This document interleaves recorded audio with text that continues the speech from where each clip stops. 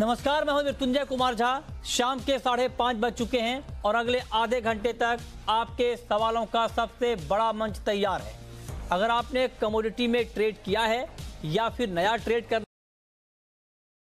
आपके लिए कहां पर कमाई के बनेंगे, तो सवाल पूछिए। नंबर आपकी स्क्रीन पर है 02223001634 और 02223001635। इस पर आप कॉल करके सवाल पूछ सकते हैं।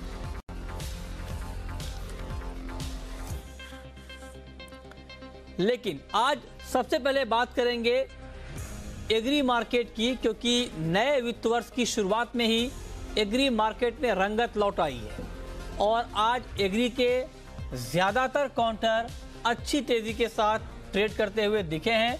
चना वायदा 3% से ज्यादा बढ़ा है। सोयाबीन की बात करें तो वहां पर भी करीब 2.5% की मजबूती है।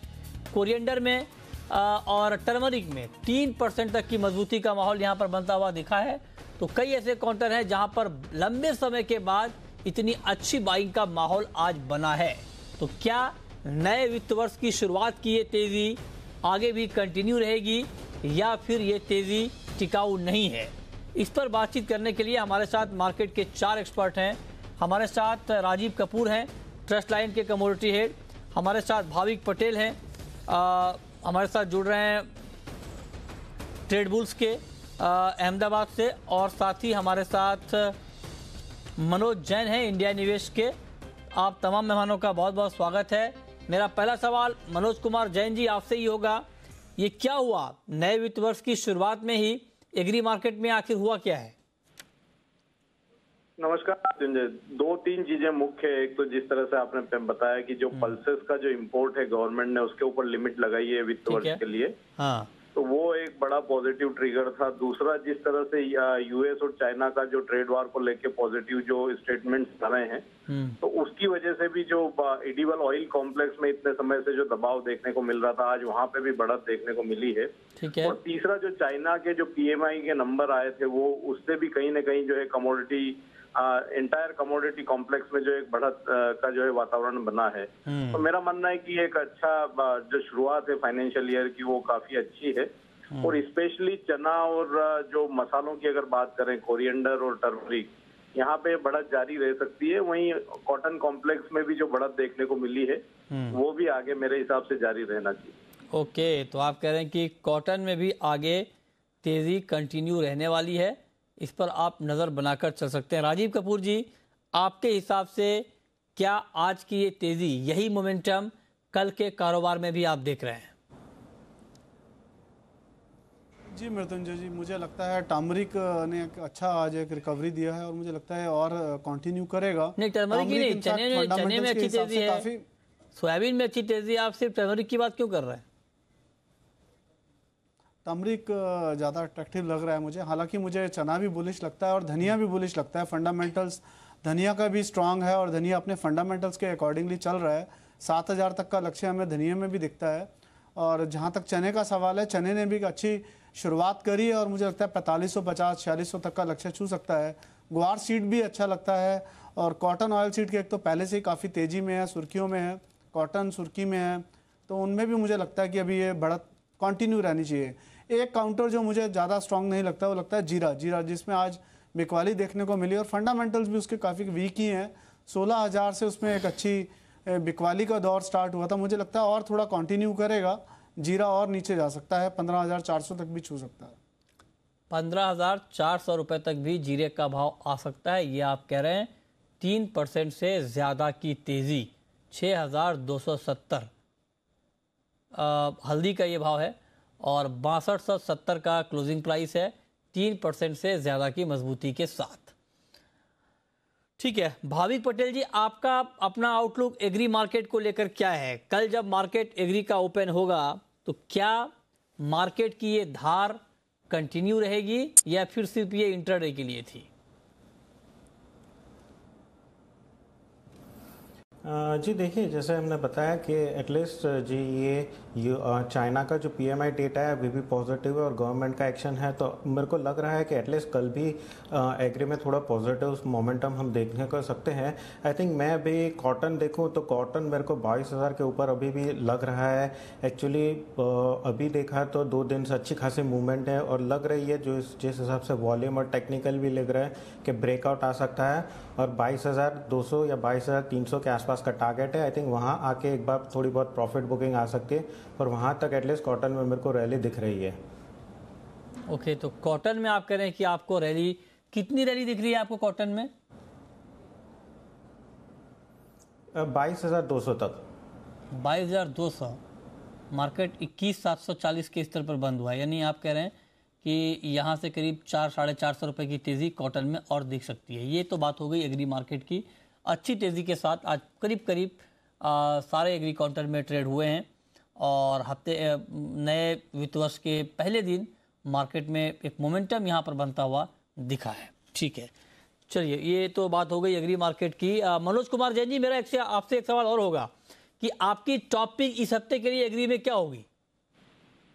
इस हफ्ते के लिए मेरा जो है कॉटन और जो कपास है एनसीडीएक्स, उन दोनों में दांव लगाना चाहिए। दूसरा, एक क्वार सीड में भी एक तेजी का मोमेंटम अब यहाँ पे बनना चाहिए, क्योंकि निचले स्तरों पे 4350 के आसपास फिर सपोर्ट मिला है।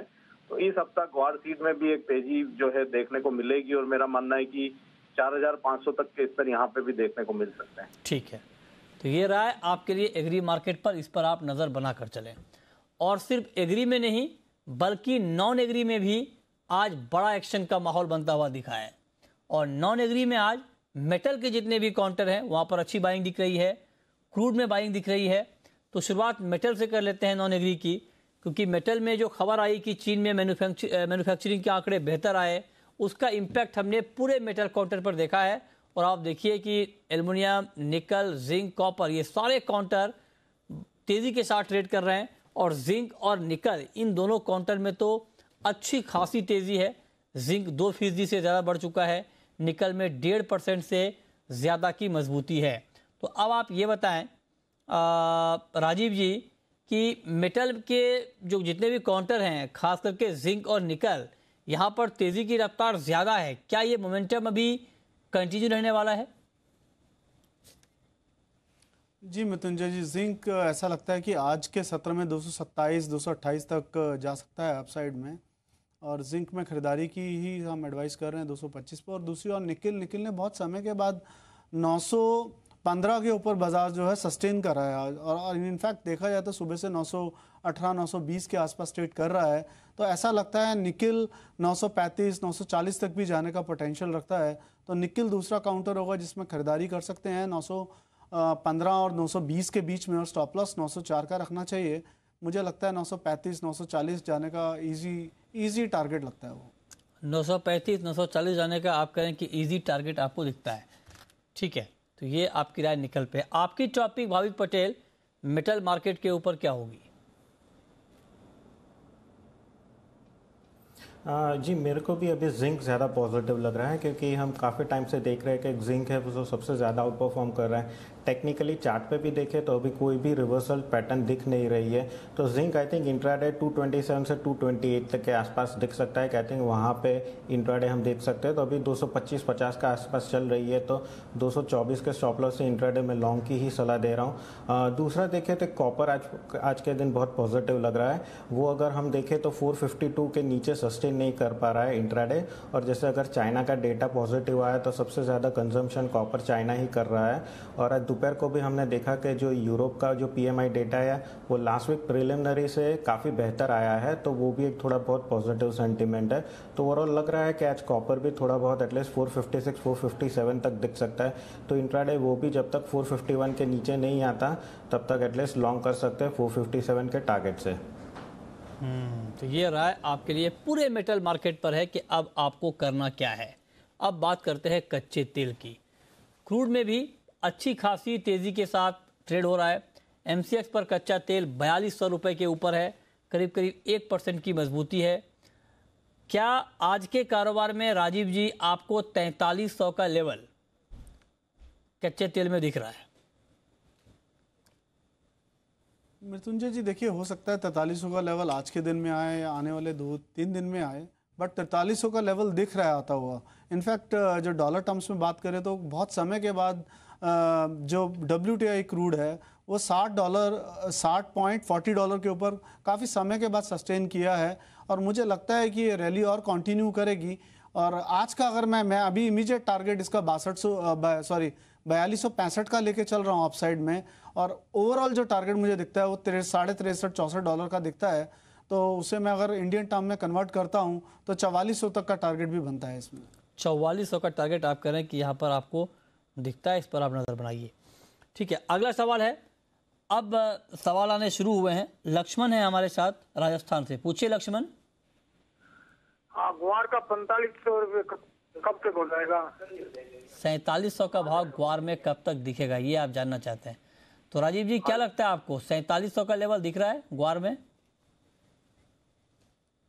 मृत्युंजय जी 4500 एक इम्पॉर्टेंट रेसिस्टेंस है जिसको बाजार अभी तक ब्रेक नहीं कर पाया। हालांकि क्रूड ऑयल एक इसके लिए काफ़ी पॉजिटिव है, और जिस तरह से इंटरनेशनल ट्रेड सेंटीमेंट्स अच्छे आ रहे हैं तो क्रूड ऑयल की डिमांड बढ़ेगी, उसके रहते हुए ग्वार गम की बढ़ेगी, और ग्वार गम के लिए ग्वार सीट की ज़रूरत रहती है। तो मुझे लगता है ओवरऑल जो सेंटीमेंट है ग्वार के लिए इम्प्रूव हो रहे हैं। अभी फिलहाल हमें इमीडिएटली 4450-4500 दिखता है टारगेट आने वाले 7-8 दिन के अंदर, और अगर बाजार 4550 के ऊपर सस्टेन किया तब 4700 का टारगेट भी बहुत इजीली अचीवेबल है। ओके, ठीक है। अगला सवाल है भरत का, इंदौर से, पूछिए भरत। सर मेरा सवाल क्रूड पर है सर, इंट्राडे के लिए उसमें क्या करना चाहिए, और गोल्ड में सर? गोल्ड और क्रूड में आप कह रहे हैं कि इंट्राडे के लिए क्या करना चाहिए? जी हाँ सर, वो सर गोल्ड में पूछना चाहता हूँ सर कि ऐसा नहीं वो बंसल सर का सर वो इमोशनल पैटर्न चार्ट सर वापिस जाते नीचे लेके आ जाए गोल्ड को सर। ठीक है, भाविक पटेल जी आज शाम के कारोबार के लिए, अच्छा लगता है भाविक से हमारा संपर्क अभी टूट गया है, लेकिन राजीव जी अगले अभी 5:40 हो रहे हैं, रात के 11:30 बजे तक के लिए क्रूड में और गोल्ड में क्या करें? मृत्युंजय जी क्रूड में तो बाइंग की सलाह रहेगी 4210-4200 के आसपास, और स्टॉप लॉस जो है 3170 का मेंटेन करके चलना चाहिए। और मैं पहला टारगेट 4265 देखता हूँ, और फिर 4310 और 4360। और जहाँ तक गोल्ड की बात है, गोल्ड देखिए जब तक 32,100 के ऊपर सस्टेन नहीं करता, इसमें सेल ऑन रैलीज की स्ट्रेटेजी अपना के चलना चाहिए। मेरी राय में 31,940-950 है, बिकवाली करके चलें। 31,750 का पहला टारगेट रहेगा, और फिर मैं नीचे में 31,500 देखता हूँ। ये हमारी सलाह जून कॉन्ट्रैक्ट के लिए है। ठीक है, अगला सवाल है तरुण का, आप ओडिशा से हमारे साथ हैं। तरुण बोलिए। सर मैं जिंक के बारे में व्यू करना चाह रहा हूँ कि जिंक में जो तेजी आई है, अभी पिछला महीना खत्म हुआ 204 में था, अभी वापस से ये जो देख पा रहा हूँ मैं 228 पे पहुंच गया, आज 228 का हाई मारा है। तो ये क्या वन टाइम रैली है या इस पे शॉर्ट कवरिंग आनी बाकी है, क्या करना चाहिए मतलब लॉन्ग पर्सपेक्टिव पे? भाविक जिंक में ये वन टाइम रैली है या सस्टेनेबल रैली है? नहीं, देखिए ये जिंक हम देख रहे हैं तो एक्चुअली फंडामेंटल रैली है, क्योंकि अगर हम एलएमई देखें तो वो 10 साल के लो पे हैं। और दूसरा अगर हम देखें तो अभी भी अगर शंघाई मार्केट में देखें तो जिंक की जो प्रीमियम है वो बढ़ रही है। दैट मीन्स कि अभी भी मार्केट को लग रहा है, पार्टिसिपेंट्स को एक्सपेक्टेशन है कि आगे जाके भी जिंक की प्राइसेस बढ़ रही है, इसलिए वो स्पॉट प्राइसेस में प्रीमियम दे रहे हैं। तो उसी वजह से हम देख रहे हैं कि सस्टेनेबल रैली है। अगर सस्टेनेबल वन टाइम रैली नहीं होती तो यूजुअली कॉन्ट्रैक्ट फिनिश हो जाता है, तो उसके बाद हम थोड़ी बहुत प्रॉफिट बुकिंग देख रहे हैं। तो ये जो सस्टेनेबल रैली है वो it is back by fundamentals, तो उसकी वजह से ही हम ये पॉजिटिव रिएक्शन देख रहे हैं। और अभी भी लग रहा है कि एटलीस्ट 225 है, तो आज के दिन 220 230 तक तो एटलीस्ट इमीडिएट टारगेट जिंक में हम देखेंगे। अगला सवाल है नीरज का, राजस्थान से हैं, पूछिए नीरज। सर नमस्ते। नमस्ते, पूछिए। सर चने के लिए पूछना था, अभी खरीदना चाहिए, क्या करना चाहिए, आवाज तेजी रहेगी और आगे? ये बड़ा अच्छा सवाल पूछा है आपने राजीव जी। चना इस भाव पर खरीदना रिस्की तो नहीं होगा, क्या कहेंगे आप? अब अभी मृत्युंजय जी इसमें फिलहाल ऐसा लगता नहीं है। मुझे लगता है 4550 बहुत इजीली अचीवेबल टारगेट है। तो 4550 तक के लिए तो बहुत बिना चिंता के ही खरीद के चलना चाहिए। अच्छा। थोड़ा बढ़ा हुआ है, थोड़ा करेक्शन का वेट कर सकते हैं, 4460 तक खरीदें, और स्टॉप लॉस 4400 के नीचे का मेंटेन करके चलें। 4550 का पहला टारगेट रखें। ठीक है, अगला सवाल है कैलाश मोदी का, राजस्थान से जुड़ रहे हैं हमारे साथ। पूछिए Kailash. Good evening sir. Good evening, पूछिए। सर करंट भाव पे कॉपर में और सिल्वर में क्या करना चाहिए? ताज़ा भाव पर कॉपर और सिल्वर में क्या करना चाहिए, बताइए भाविक। जी अभी भी मैंने दिखा है कि कॉपर अभी भी पॉजिटिव ही लग रहा है। इंट्राडे जब तक 451 वो ब्रेक नहीं कर रहा है तब तक मेरा भी बुलिश ही रहेगा। तो यहाँ पे करंट भाव 453 है, तो वहाँ पे आप एक बार लॉन्ग कर सकते हैं। 450 के स्टॉप लॉस है। अपसाइड मेरे को 456 457 के आसपास दिख रहा है, तो वहाँ पे आप प्रॉफिट बुक कर सकते हैं। और अगर सिल्वर देखें तो सिल्वर में अभी भी फिर भी थोड़ा बहुत मेरे को वीकनेस लग रहा है। तो अभी 37,600 है, तो अगर 37,650 के आसपास आता है तो आप 37,800 के स्टॉप लॉस से एक बार शॉर्ट कर सकते हैं। 37,500 का टारगेट आप रख सकते हैं। ठीक है। अगला सवाल है सुरेश का, चंडीगढ़ से। पूछिए सुरेश। हेलो जी पूछें। सर करंट भाव पे एल्युमिनियम में और लेड में क्या पोजीशन बनानी चाहिए? करंट भाव पर एल्युमिनियम और लेड में क्या पोजीशन बनानी चाहिए, ये आप जानना चाहते हैं। ठीक है, बताइए राजीव जी क्या करें एल्युमिनियम और लेड में अभी? मृत्युंजय जी एल्युमिनियम मेरे को स्ट्रांग दिखता है। मुझे लगता है एल्युमिनियम में पोटेंशियल है 151 152 जाने का। एल्युमिनियम को 149 पर बाइंग कर सकते हैं। स्टॉप लॉस जो है एल्युमिनियम का 148 के नीचे, मतलब 147 70 के आसपास रख सकते हैं। 151 50 का लक्ष्य रख सकते हैं। जहां तक लेड का सवाल है, लेड में बाइंग करने का एडवाइस रहेगा 140 पर। अभी फिलहाल मुझे लेड थोड़ा सा एक्सपेंसिव दिख रहा है, 140 तक नीचे में आ सकता है, तो बाइंग 140 पे एडवाइजेबल होगी। 138 के स्टॉप लॉस से 143 के टारगेट के लिए। ओके 138 143, ठीक है, ये राय आपके लिए है, ये आप टारगेट ध्यान में रखें। चलिए आगे बढ़ते हैं। नेचुरल गैस को लेकर भावी क्या कुछ नई कॉल अभी बन रही है क्या ताजा भाव पर? जी नेचुरल गैस में अगर देखें तो वैसे फंडामेंटल अगर देखें तो यहाँ से फिर भी मेरे को बहुत बड़ी एक्सपेक्टेशन नहीं है, क्योंकि ऊपर तेज़ी है, क्योंकि नेक्स्ट वीक से इंजेक्शन सीजन शुरू हो गई। और दूसरा अगर हम टेम्परेचर वेदर फोरकास्ट देखें तो वो भी थोड़ा बहुत माइल्ड है, पर ये है कि नीचे की रेंज में वापस आ चुका है 186 के आसपास। तो आई थिंक 185 एक अच्छा खासा सपोर्ट है। अगर यहाँ से रिस्क रिवॉर्ड देखें तो लॉन्ग के लिए पॉजिटिव है। तो 185 के आसपास आता है तो आई थिंक 182 के स्टॉप लॉस से लॉन्ग कर सकते हैं। और 1 से 2 दिन का मेरा टारगेट रहेगा एटलीस्ट अपसाइड 190 से 192 के आसपास आएगा। वहाँ से आई थिंक ये रैली फिजल आउट हो जाएगी, पर अभी रिस्क रिवॉर्ड रेशियो के हिसाब से 185 के आसपास लॉन्ग कर सकते हैं। ठीक है। अगला सवाल है मदन कुमार का, हरियाणा से। पूछिए मदन। सर कॉटन में क्या करना चाहिए, कितनी तेजी कॉटन में ताजा भाव पर क्या करना चाहिए, बताइए Rajiv ji. Mrityunjay ji cotton oil seed cake in fact पूरा जो कॉम्प्लेक्स है कपास मिलाकर अच्छी तेजी दिख रही है, और लगता है कि बाजार अभी और ऊपर जा सकता है। कॉटन 21,740 है तो 21,700 पर खरीदारी कर सकते हैं। 21,500 के नीचे का स्टॉप लॉस मेंटेन करें। 22,100 और 22,250 दो टारगेट रख सकते हैं। 22,100 और 22,250 जी, ये कब तक का टारगेट है?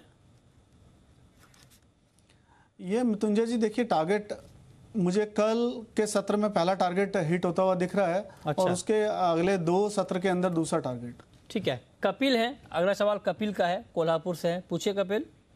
सर जी मैं चांदी फिजिकल में बाय करना चाहता हूँ, कौन से भाव उचित रहेंगे बाय करने के लिए? फिजिकल में चांदी खरीदना चाहते हैं, बताइए क्या क्या सुझाव देंगे आप भाविक इनको? जी अगर चांदी आपको फिजिकल में बाय करना है तो मैं एक आपको थोड़ी एडवाइस दूंगा कि आप स्टैगर्ड मैनर में बाय कीजिए, एक साथ मत कीजिए। क्योंकि अगर यूजुअली अगर फिजिकली हमें बाय करना है तो थोड़ा बहुत एक रेंज लेना पड़ता है, क्योंकि एक लो हाथ में नहीं आता। अगर वैसे मैं देखूं तो 36,000 से 36,800 ये जो लेवल है वो काफ़ी अच्छा है, पॉजिटिव है चांदी के लिए। तो आई थिंक एक बार 37,000 के आसपास आता है तो वहाँ पे थोड़ा बहुत लीजिए, और फिर 36,500 और 36,000 वहाँ तक के लिए वेट कीजिए। अभी फ़िलहाल देखे जाए तो यहाँ से चांदी के लिए फिजिकल बाइंग के लिए थोड़ा वेट कीजिए। 37,000 के आसपास आता है तो वहाँ पे स्टैगर्ड मैनर में आप शुरू कीजिए बाइंग करने के लिए। ठीक है। अगला सवाल है सचिन का। पूछिए सचिन। सर आज सोयाबीन में अच्छी रैली है। हाँ बिल्कुल है। सर सोयाबीन जाएगा सर अभी अप्रैल में 4000 के ऊपर। हाँ, अप्रैल में क्या जाएगा 4000? राजीव जी क्या लगता है आपको? मुझे जिस तरह के इकोनॉमिक चेंजेस आ रहे हैं और थोड़ा ट्रेंड बेरिशनेस से बुलिशनेस की तरफ कन्वर्ट हो रहा है, जैसे चाइना के आंकड़े आ रहे हैं और यूरोपियन आंकड़े आ रहे हैं, और चाइना का जो ट्रेड वॉर है यूएस चाइना का वो भी फिर ईज ऑफ होता हुआ दिख रहा है, तो आई थिंक मुझे लगता है बाजार और ऊपर जा सकता है। अभी 4000 का लक्ष्य तो मुझे नहीं दिखता, बट मुझे ऐसा लगता है 3830 3850 कल के सत्र में अचीवेबल है, तो बाइंग की सलाह रहेगी इसमें। ठीक है, और अब वक्त है रैपिड फायर राउंड का।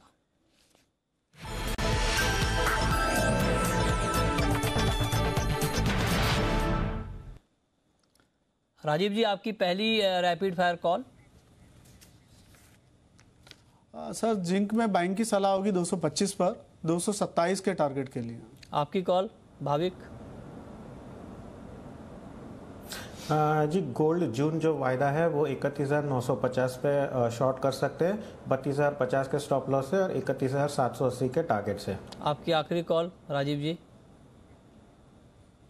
क्रूड ऑयल में बाइंग कर सकते हैं 4220 पर, 4170 का स्टॉप लॉस मेंटेन करें, 4265 और 4302 टारगेट रख सकते हैं। ठीक है, चलिए बहुत बहुत शुक्रिया राजीव जी आपका और भाविक पटेल जी आपका हमसे जुड़ने के लिए, बताने के लिए कि कमोडिटी में इस वक्त कहां पर कमाई के मौके बनेंगे।